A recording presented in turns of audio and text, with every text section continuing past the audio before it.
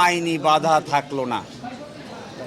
ডাকসু নির্বাচন অনুষ্ঠান করার ক্ষেত্রে সুপ্রিম কোর্টের আদেশ অনুযায়ী আর কোনো আইনি বাধা আমাদের সামনে নাই।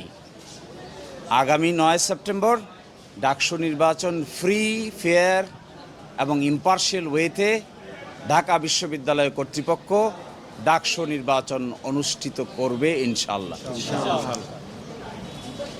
স্বাধীনতার পূর্বে ডাকসু নির্বাচন হয়েছিল 1924-25 সাল থেকে 71 সাল পর্যন্ত ডাকসু নির্বাচন হয়েছে 37 বার। বাংলাদেশ প্রতিষ্ঠা হওয়ার পর থেকে ডাকসু নির্বাচন হয়েছে 7 বার। এটি 8ম বারের মতো আমরা ঢাকা বিশ্ববিদ্যালয়ে ডাকসু নির্বাচনের আয়োজন করেছি। এখানে কেন্দ্রীয় সংসদে 471 জন প্রার্থী